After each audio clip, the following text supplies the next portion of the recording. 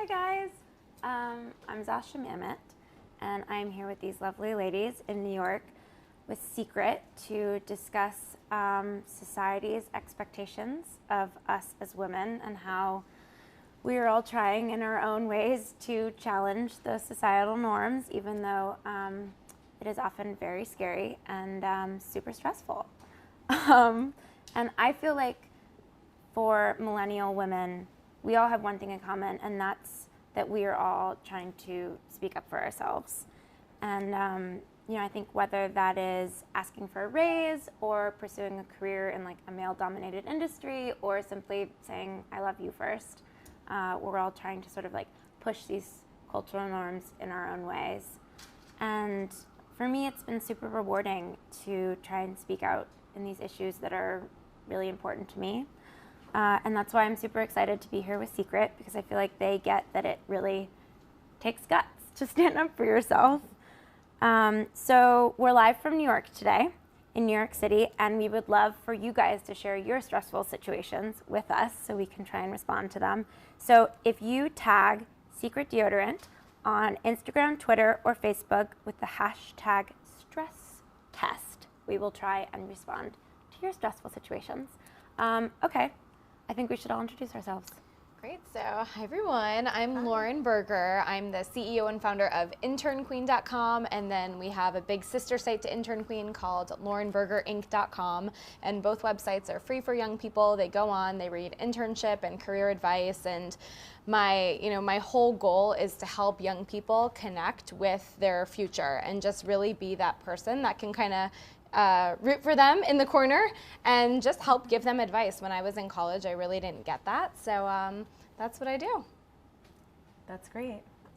Hi guys, I'm Nicola DeCosmo. I am the co-founder and creative director of the women's fashion brand Gypsy Warrior, and I'm super excited to be here today with everybody. And my goal really in life is to just show everybody empowerment through clothes and through fashion, and not to take yourselves too seriously and just be who you are on an everyday basis. My name's Monica Abbott. So happy to be here. Hi everyone. Hi. And I am a professional softball player, and I signed the first ever $1 million deal for a female athlete this year to play professionally in the National Pro Fast Pitch League with the Scrapyard Dogs. So I'm a pitcher, and I throw lots of strikes, and I try to throw the ball really, really hard. Cool. I also love the name of your team so much. Thanks, the Scrapyard awesome. Dogs. It's such a cool name. Thanks. I secretly really want a t-shirt. Okay, I'll see what I can do. I will see what I can do for you. Cool. So, okay, super simple, but how often in a week do you guys get stressed? Every day. Yeah. All the time. Yeah. Definitely all the time. I think as women we put so much pressure on ourselves because of the expectations that we perceive from our family, from our boyfriends, from our work, from our friends. Yeah. And a lot of times they're just what we perceive, and Yeah. Definitely. so much stress. It's like the expectations that we are creating for ourselves based on what we think everybody wants us to do and be. But it's all sort of like self-inflicted. Yeah, Yeah. totally self-inflicted sometimes. I mean, if we were just true to ourselves, true to who we are, true to everything we stand for as an individual and as a person, then not as much stress. Yeah. Right, and everything is just so connected all the time these days that between your friends, your family, your relationship, your work, it just all kind of combusts and come together. And, we were all talking earlier before we met, and we were saying that, you could be on vacation with your friends, and then you get a work email, and you sort of feel like you have to look at it. And, there is this expectation that you're always connected all the time, and then you get a stomach ache, and then you start to sweat because you're stressed. So it's just, I think, all the time, every day. Yeah, that we as women also think that we have to be everywhere all at the same time, be everything to everybody. Yeah, Do totally. We have everything. to be a superhero, and we have to look good doing it. Yeah. And Oh yeah. So true. what would you guys say stresses you out the most? Is there one particular thing that presses that button that just sets you over the edge? I think for me, a lot of the pressure that I put on myself just to do exactly what you were saying. I want to be the best boss. I want to be the best stylist, the best creative director. I want to be the best friend. You know, I want to be the best girlfriend, the best daughter, all of these things. And I think really I put the pressure on myself just because in this short life to live, I just want to do the best that I possibly can on an everyday basis. And that makes me so stressed out in the end. Yeah. And I think sometimes for me, like I will leave the office and I will have been at the office for, you know, over 8 hours, but I leave and I feel like I didn't accomplish anything. And that is the worst feeling because you're like, what was I doing all day? Like Definitely. I was there, I should have gotten stuff done. Yeah. What's wrong? And then you just start to, again, put pressure on yourself.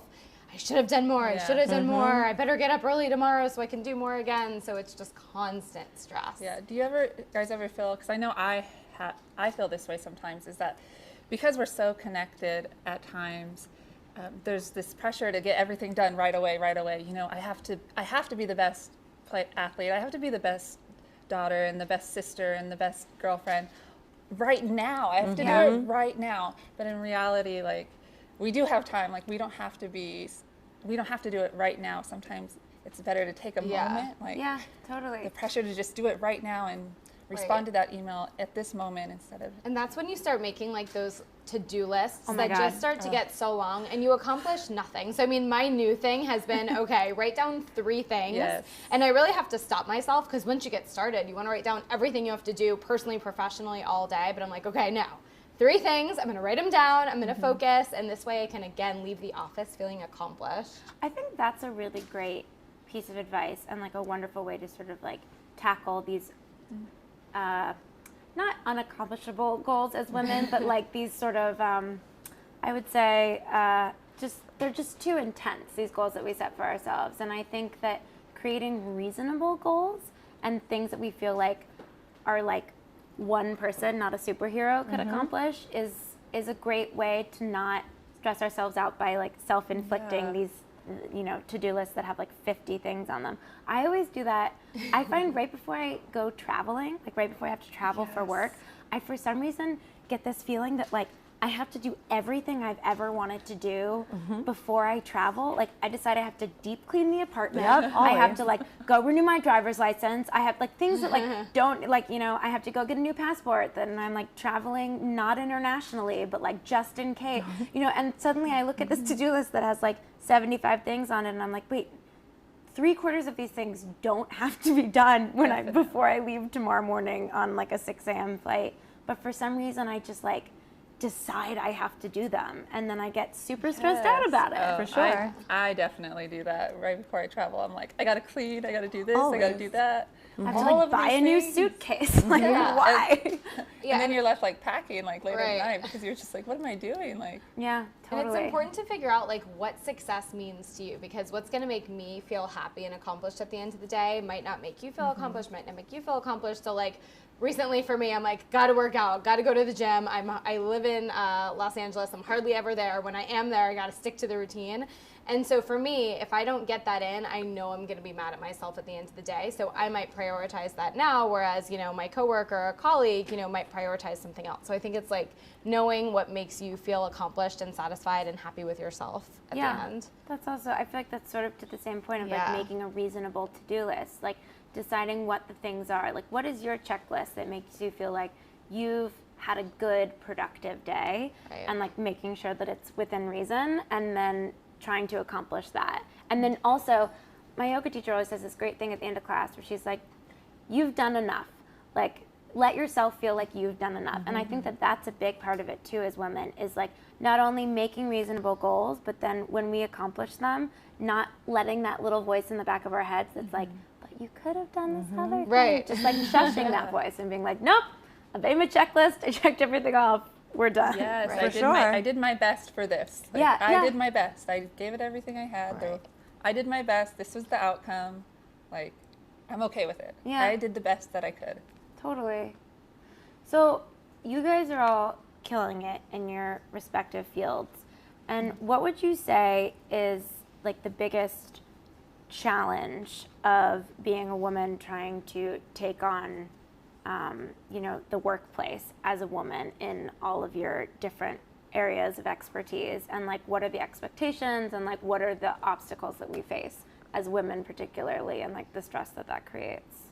I mean, for me, it's just being able to walk into a room, a conference room, a meeting, an actual conference, and being able to walk up to a group of men who, you know, might be much older than me, and just kind of like breaking through the pack and saying, "Hi, I'm Lauren. I run Intern Queen. Nice to meet you." And that takes a lot of guts. You know, you kind of have to give yourself that pep talk before you walk up and insert yourself in that situation. But for me, once I do that, once I kind of break through, introduce myself, I feel like the playing field kind of evens out a little bit, and I don't know, that's kind of worked for me. I totally can understand and agree with that immensely. I mean, did you ever feel like they didn't even take you seriously because you were a younger girl? Of course, and here you are going in with like a cute outfit on, and they're all in their suits, and you walk in and all the heads turn, and now you have to just make yourself seem like you are this successful professional woman, and it's definitely a hard thing to do. Right. Definitely. I know, like I'm really tall, so I'm 6'3", but so whenever I walk into a room, like I know that moment that I walk in, like I have to own it. I will own it because of my height or because of who I am. Like I can't walk in and not be noticed. Like I'm not invisible. People are gonna notice my height if that alone. So I always think in those moments, whether it's negotiating a contract, whether it's walking into a panel with Secret, I have to own it in that moment and be everything that I know that I am. I need to stand in my truth.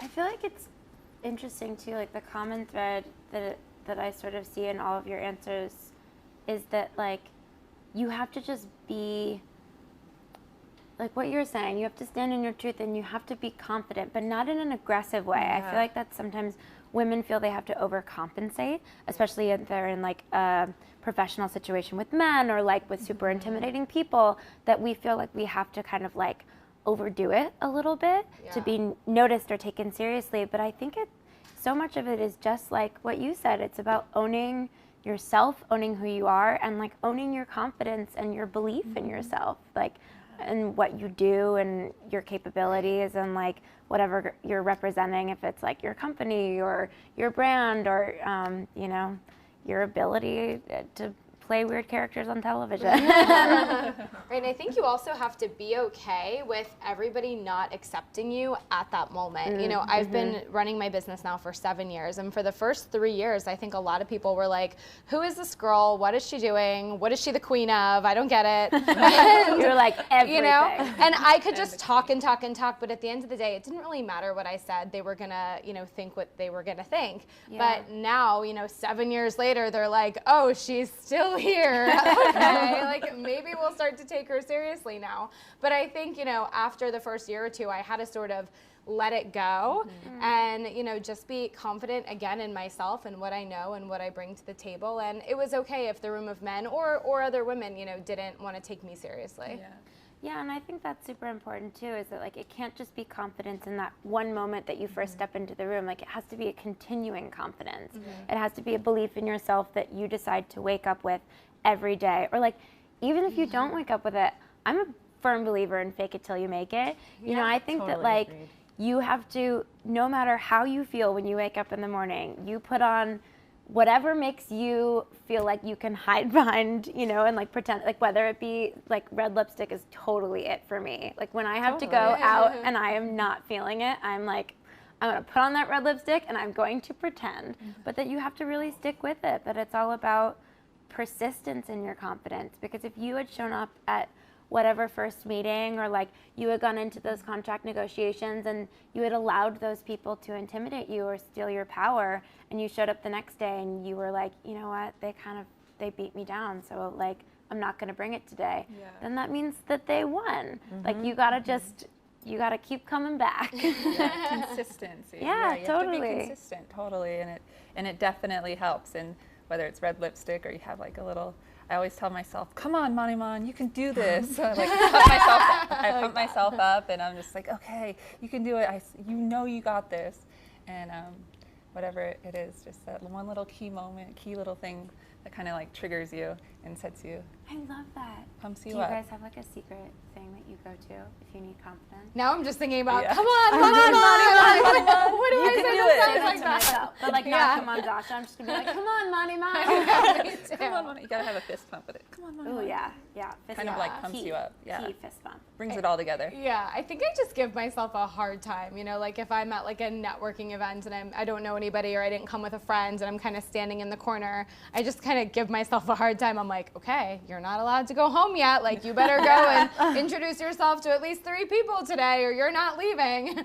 So, and then I'm like, okay. So I think it's just kind of an inner battle and same. conversation. Yeah, totally. I usually just tell myself that little Nikla, when she was like 5 or 6, would be really proud of where she is now. And that kind of gives me the that's confidence to just keep going and keep being me. So that's kind of how I do it. I love that. I do too. I think speaking to that little girl inside of you is Yeah. often very helpful. You're like, would you say this to her? Because this would crush her dreams and she would cry real hard. Definitely. So like, let's be a little bit nicer to ourselves today. And I actually deal with like a lot of, young kids, young girls, young softball players, and young female athletes with really big dreams and goals, whether it's athletically or in other areas. So like I get to see those little kids all the time, and it just like puts so much perspective on, are you doing the little girl inside of you? Are you Yeah. doing the little girl's justice Yeah. with what you're doing today? Totally. Definitely. Oh. Okay, so shifting gears a tiny bit. Have you guys ever held back in a relationship or from like pursuing something that you wanted romantically because you were worried that it wasn't like how you're supposed to play it as a woman, or because you were scared of like how that would come across?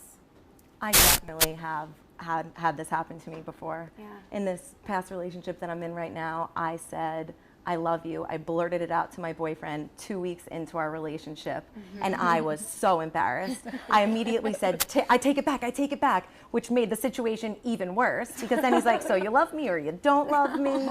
And I just felt like as a woman, I was supposed to wait for him to say it to me first before I ever said it to him, and the whole situation made me so stressed out. And I mean, I love him now today, and now I get to tell him without feeling like I'm not supposed to, so. Yeah, totally.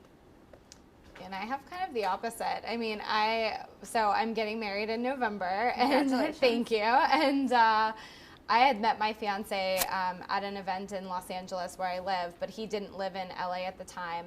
And I was in DC for work, and that's where he lived. So I just really picked up the phone and called him, and I was like, hey, remember me? And I don't think he really did. But I was like, want to go to dinner tonight? And he said, okay. And we went to dinner, and the rest was kind of history. And I feel like I have the mentality of, we're all busy. We have so much going on. We talked earlier about how stressed we are about all of these things. Why make that another thing to be stressed about? Like, take a deep breath, and I really believe that if you put yourself out there in business and in your personal life, it's either going to work or it's not going to work. So you're going to get to the answer either way, and you may as well get to the answer faster and just put yourself out there. Ask if, he or she wants to go on a date and see what happens. Yeah.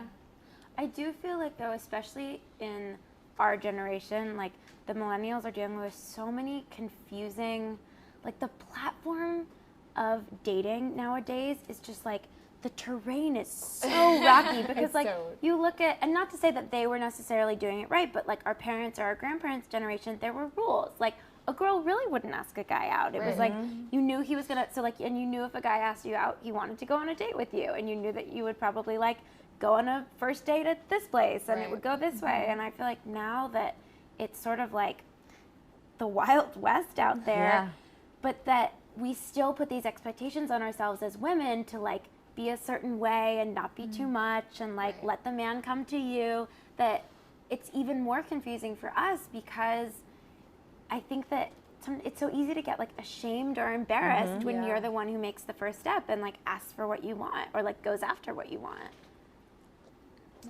How about with social media and with texting these days and dating? Oh yeah. I mean, The now. texting just, I think, confuses everything, Texting right? confuses everything. Yeah, and I'm a big component of the telephone, the good old phone. And I do this in business now too, because I think with texting in relationships and then emails in business, everybody just gets so many texts and so many emails that they've almost stopped responding. So you may as well give everybody a good old phone call because they don't get very many of them anymore. Yeah. So I think that relationships should be like led on the phone and with in-person conversations, and then texting should like be the backup, but it's not like that. I mean, in today, dating is like texting. Like if you call someone, you are weird. Totally. So, You call someone. Have you ever seen somebody like texting on their phone and then they get a call and they're like, it's clear that it's like from the person who's texting them and they're almost they're confused. creeped out. They're like, hello. You're like, that's what phones are for, Yeah. guys. yeah. Hello, you're calling me? Who is this? Who is this? I just text you. Like, I also feel like it's so easy to read into a text message and for us to just like spin out as women in terms of like, well, what did he mean by ... Or like, why did it take him so long why to did it take him respond? so long to Respond. respond? Or like, okay, so he took 10 minutes to respond last time. So if he responds within 15 minutes this time, it means he likes me. But if he takes 20, then it's definitely not going any further. Oh, Just like the definitely. stories we make up in our heads. And the same thing with social media. Well, he liked this picture on Facebook, but he only liked 2 of my Instagram posts, so I'm just really not sure where I stand in this relationship. It's like, talk about the Wild West. I mean, it's so different. Yeah. There's just too much information, you guys. Yeah, the phone call I think really helps though in Well, it helps, like, relationships, cut but through it the just noise, it just right? opens up that. But the hardest phone call I feel like in your relationship or with my boyfriend, it was the first one. Yeah. The first phone call. Like we texted for so long, but the first phone call, once that happened, it was hard. It was difficult. Because it was just like anticipation. Is he going to call me? Does he really like me? I'm Right. just reading through all these messages here. And after that first phone call, now we talk all the time and it's easy. Yeah.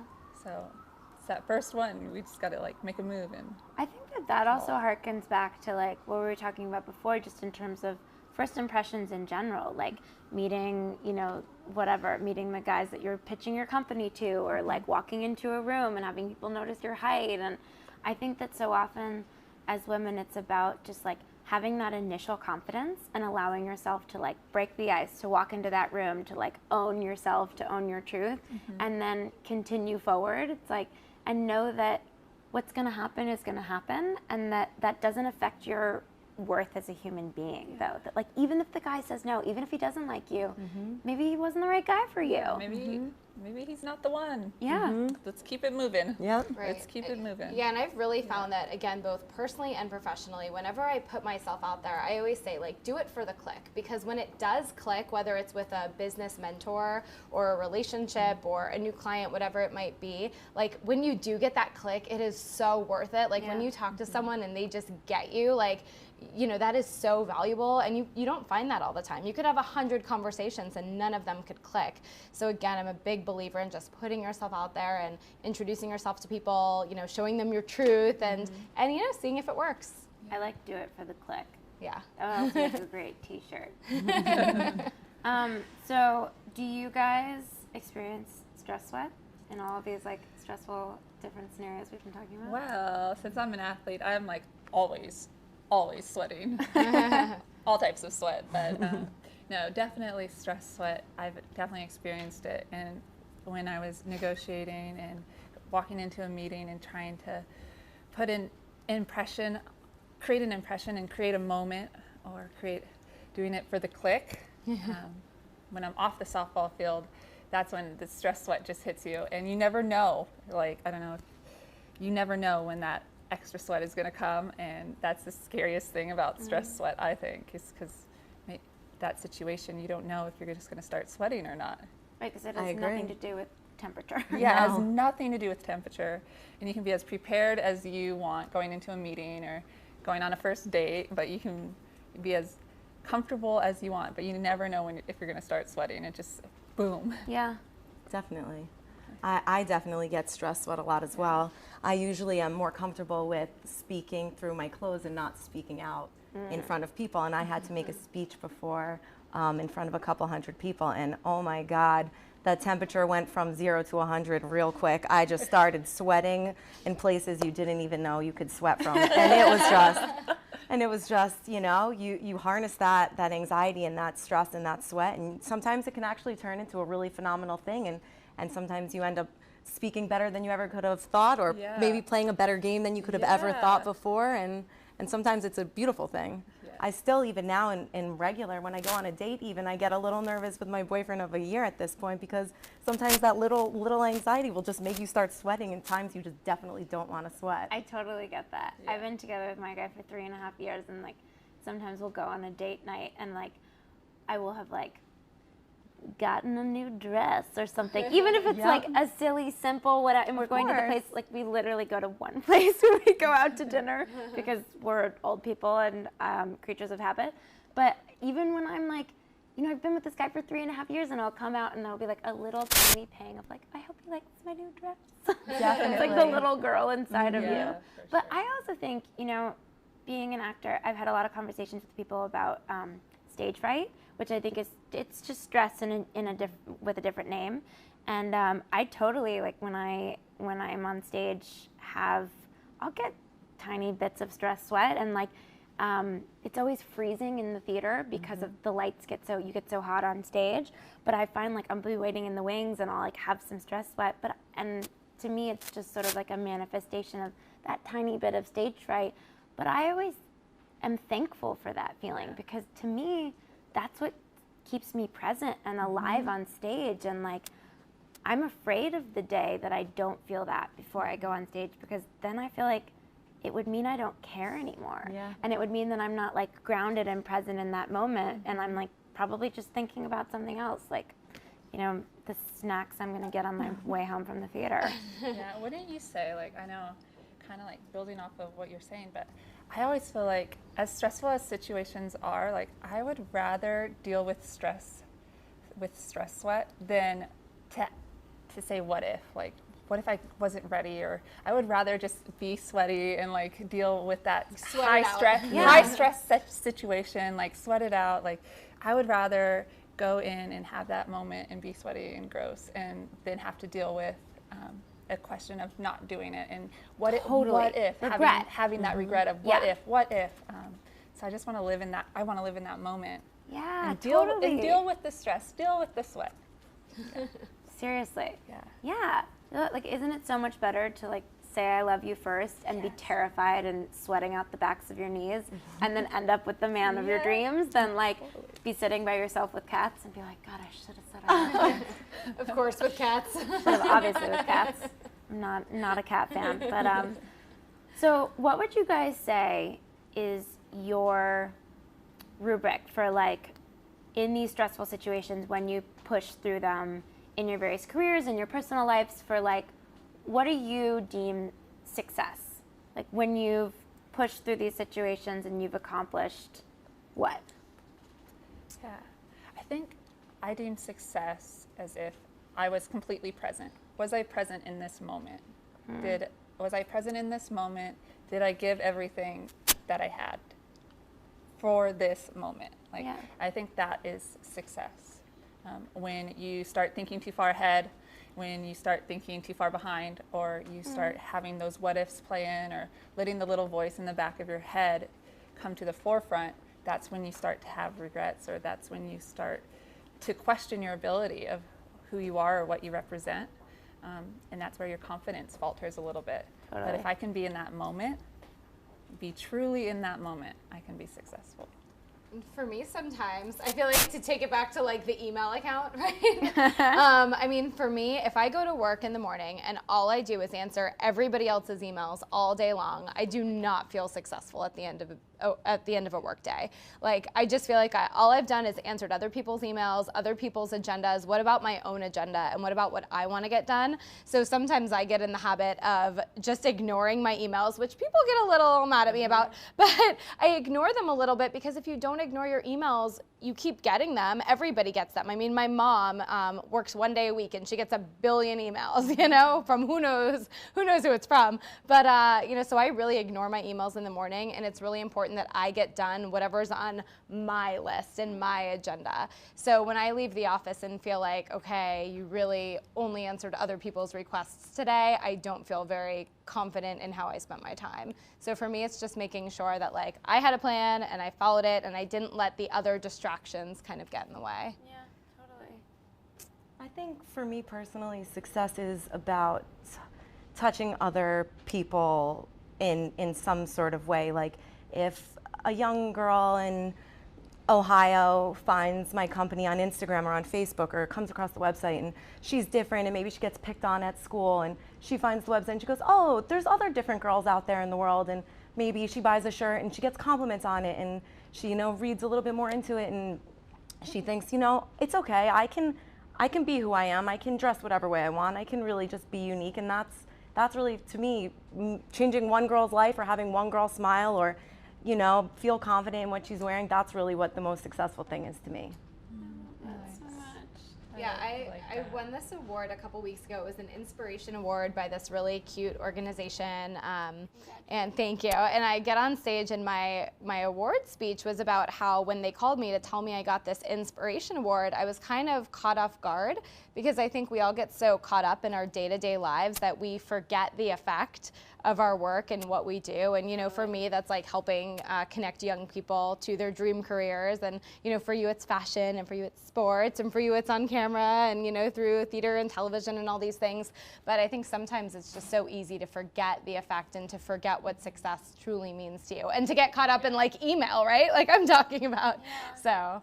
Well, I also think a big part of it is that we as women, sometimes sort of what you were saying, like we forget what success means to us. And we start to think about like, okay, like what we were talking about before, like as women, we have to be everything to everyone, and we have to accomplish everything, and we have to like look amazing, and we have to make it to yoga, and we also have to like run a company and be a perfect girlfriend. And we like don't stop to think about, well, what do I actually want to do today? Or like, what do I actually want to do in life? Like, do I want all these things I'm putting the pressure on myself to get, or do I only really want half of them?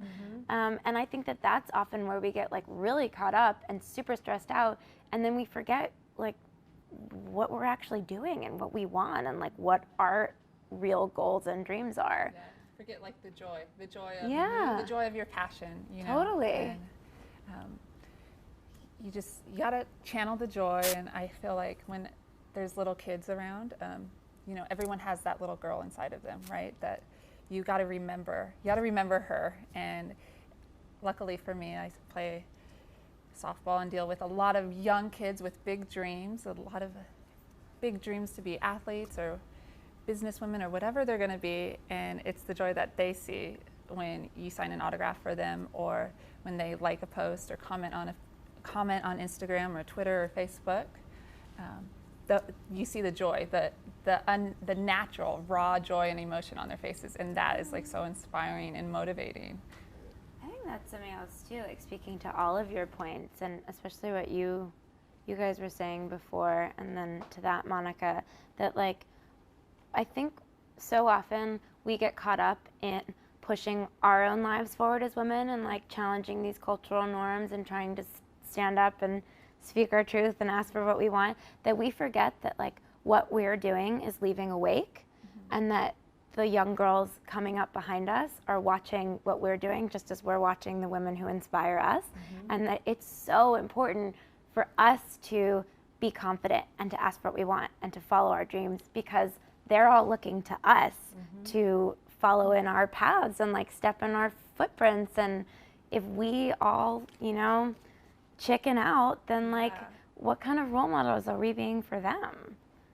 And I think that's, yeah, I mean, when you talk about like speaking to that one girl, like think about what type of a ripple effect that will have. Like what if her best friends all take her advice and like follow her lead in terms of their confidence, and then, you know, these women grow up to be mothers and the founders of companies or professional athletes, and so we gotta think about them too. There has to be a first, right? Totally. There has to be a first, and it's the same way, in my case, signing the first $1 million deal for a female athlete. We look at male athletes and, MLB players and NBA basketball players, they're making like $210 million contracts, crazy amount of money. But there had to be a first for him too. And sometimes the hardest step is the first step, and we can't forget that. I like that. There had to be a first. There has to be a first. Yeah. So who are your guys' role models? Who do you guys look to? I don't know. I feel like this is a common question, and I never have like the perfect answer for it. But I think that I follow online and on Instagram and all of that a lot of different inspiring women from all ages and all walks of life. And I think that I just certain inspiring quotes, or there's just certain things that certain people say. It might be the guy at Subway, who knows? Like people say certain things and they just kind of stick with you. I remember my trainer at the gym said something really inspiring to me a couple weeks ago, and I texted him 2 weeks later. I'm like, hey, can you text me that thing that you said? So I think that inspiration can come from all different ways. And I don't know if you guys find this, but sometimes I'm the most inspired when I'm not working. It'll be like when I'm on vacation, or it's when I disconnect that I can get sort of remotivated and inspired the most. Yeah, totally. Yeah, actually, I obviously have a ton of heroes and people that I've looked up to, but I love to take pieces of a lot of different things. But actually, I'm going to bring in social media a little bit current. One person that I have actually loved following lately is Chrissy Teigen. I think that she is absolutely hilarious, and she's kind of another do everything type of woman. And she has just been so fun because following her, I kind of see a little bit of myself in it. But we're in like completely opposite fields. I'm an athlete. She's a model and mom and all of this stuff. But kind of like seeing how she has dealt with the different stages of her life has been really inspiring. I would say that my biggest inspiration probably ever since I was little would probably be Betsy Johnson, because she always had an attitude like she was going to do whatever she wanted, with a smile on her face and with confidence, and she just made me as a little girl looking up to her be like, I can totally wear tutus and combat boots, and that's normal. So I loved any... Totally normal, by the way. Totally normal. Any woman, I love Debbie Harry, I love Joan Jett, any woman that pushed society's norms has always been super inspiring to me. And I hope one day that I can do that for some young girl, hopefully. It sounds like you already are. I love Betsy Johnson's cartwheels. That she's Her an cartwheels. older woman still doing cartwheels. Still doing how much cartwheels. confidence is that? And it's so clear that they bring her so much joy. She does a cartwheel, and she's just like emanating positive energy Totally. out into the world. Hey, this is me. What would you guys say is the best advice that you've ever gotten? I would say that Don't Dream It, Be It from Rocky Horror Picture Show is probably a huge inspiration for me. Just be yourself and don't think about it. Try and do it. There's always a first, and if you want to be a zoologist, go after your dreams no matter what they are or how crazy they are. Yeah, I think mine would be to create moments. And life is made up of a ton of moments, and it's made up of little moments and big moments, and moments that can change your life forever. But if you can create a moment, then it can create so many more opportunities for not only yourself but for everyone else. So create moments. Yeah, and I would say rejection doesn't mean never. It just means not right now. I think that's really important because, again, we all put ourselves out there so much, and just because someone says no to you that day doesn't mean that, down the line it's not going to circle back. So I just love to remind people that, we're all in it for the long game. Relationships last a lifetime, and you never know when certain no's are going to turn into yeses. Yeah. That's great. Yeah. I love that. It's like not putting a cap on things. Yeah, I say embrace rejection, get married to rejection, because it's going to be here for a long time. So we're all going to have to deal with it no matter how successful we are. So we may as well fall in love with it and get over it. And Get married to rejection. Yeah. Oh my God, that's amazing. You guys are all awesome, and thank you so much for sharing these kind of intimate moments and embarrassing situations, and all of your incredible advice about how to deal with stress and how to deal with these obstacles that we come up against in life as a lady. And thank you guys so much for tuning in. I hope that you enjoyed it, and I want to thank Secret for hosting us all here on this lovely couch, and I will be continuing this conversation tomorrow on the Secret Twitter feed. So if you guys have any more questions or like stressful situations that you want me to attempt to try and answer with some advice, I will speak from experience and try my best. Then you guys can tweet at Secret Deodorant with the hashtag #StressTest, and I will try and answer all of your questions. And thank you, and thank you guys so much. Thank Thank you, you, everybody. Thank you. It was so much fun.